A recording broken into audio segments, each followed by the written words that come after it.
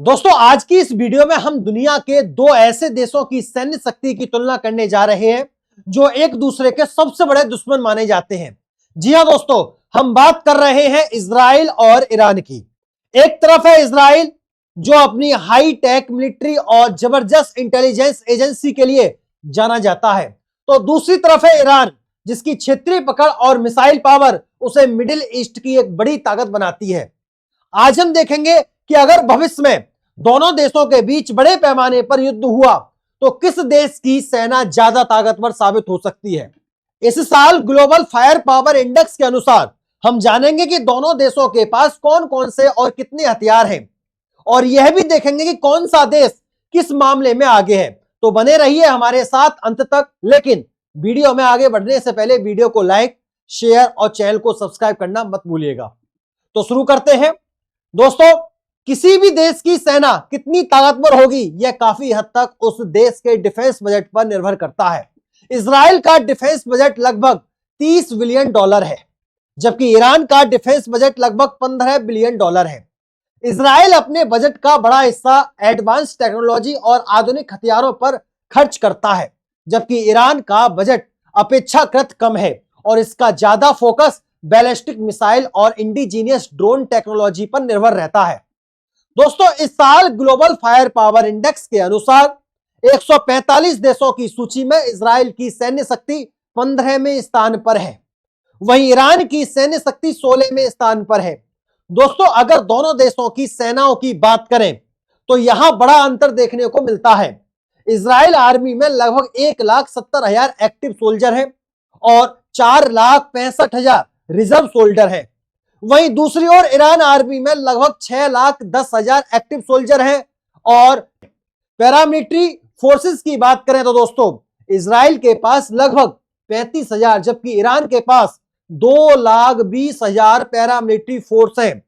यहां आप साफ देख सकते हैं कि ईरान की सेना संख्या में ज्यादा बड़ी है, हालांकि इजराइल के सैनिक संख्या में कम होने के बावजूद काफी एडवांस और वेल ट्रेन्ड माने जाते हैं।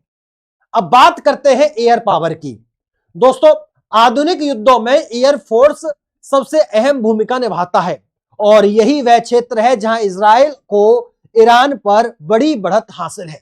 इजराइल एयर फोर्स के पास कुल 611 एयरक्राफ्ट है, जिनमें 240 से ज्यादा फाइटर जेट शामिल हैं, जैसे F-35, F-16 और F-15 जैसे एडवांस लड़ाकू विमान। वहीं ईरान एयर फोर्स के पास कुल 551 एयरक्राफ्ट हैं, जिनमें लगभग 158 फाइटर जेट्स हैं। इनमें अधिकतर पुराने अमेरिकी F-14, टॉमकैट, रूसी MiG-29 और कुछ घरेलू स्तर पर बने फाइटर जेट शामिल हैं।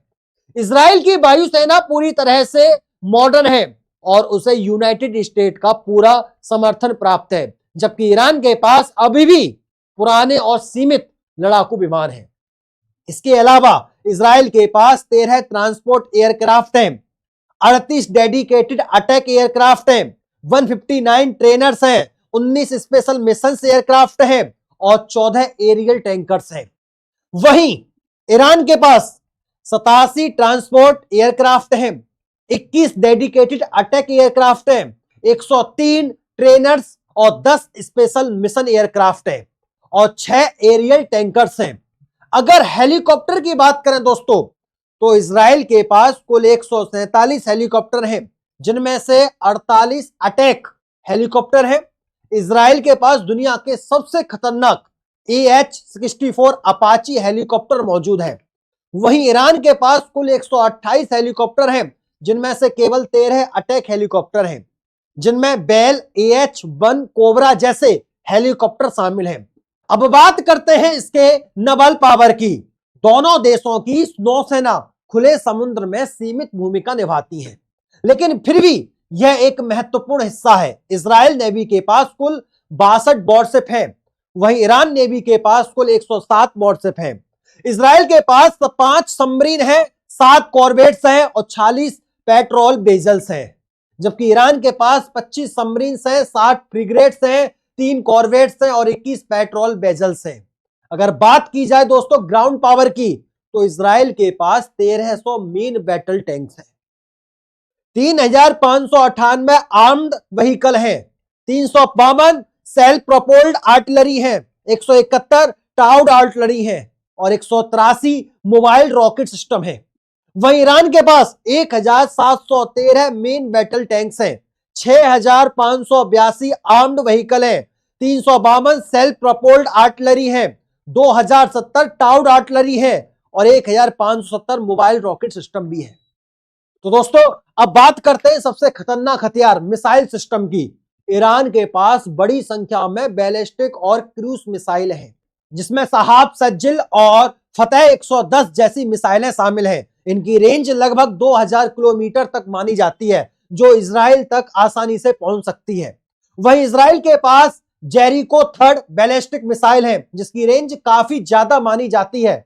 इसके अलावा इजराइल के पास पैट्रियट मिसाइल सिस्टम और दुनिया का सबसे एडवांस आयरन डोम एयर डिफेंस सिस्टम भी है। आयरन डोम दुश्मन की मिसाइलों को हवा में ही नष्ट करने की क्षमता रखता है। दोस्तों अब बात करते हैं सबसे खतरनाक हथियार न्यूक्लियर वेपन्स की। इजराइल आधिकारिक रूप से अपने न्यूक्लियर वेपन्स की पुष्टि नहीं करता, लेकिन माना जाता है कि इजराइल के पास लगभग 80 से 90 न्यूक्लियर वॉरहेड है। वहीं ईरान लंबे समय से न्यूक्लियर प्रोग्राम पर काम कर रहा है, लेकिन अभी तक उसके पास कोई एक्टिव न्यूक्लियर वेपन नहीं है।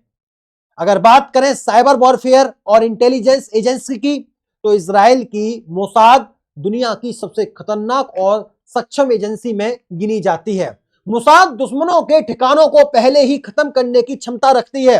वहीं दूसरी ओर ईरान की IRGC साइबर अटैक और कोवर्ट ऑपरेशन में माहिर है, लेकिन अब भी इजराइल से पीछे मानी जाती है। तो कुल मिलाकर ईरान के पास संख्या बल, सैनिक और मिसाइल्स में बढ़त है, जबकि इजराइल के पास technology, air power defence system और न्यूक्लियर कैपेबिलिटी में बढ़त है। अगर भविष्य में कभी युद्ध हुआ तो ईरान बड़ी संख्या में सैनिकों और मिसाइल से इजराइल को नुकसान पहुंचा सकता है, लेकिन इजराइल की एडवांस टेक्नोलॉजी और यूएस सपोर्ट उसे युद्ध में ज्यादा ताकतवर बनाती है। तो दोस्तों आपकी राय में कौन ज्यादा ताकतवर है, इजराइल या ईरान? हमें कमेंट में जरूर बताइएगा। अपनी राय, अपना ओपिनियन हमें जरूर बताइएगा। और अगर वीडियो पसंद आई हो तो वीडियो को एक लाइक, दोस्तों में शेयर और चैनल को सब्सक्राइब करना मत भूलिएगा।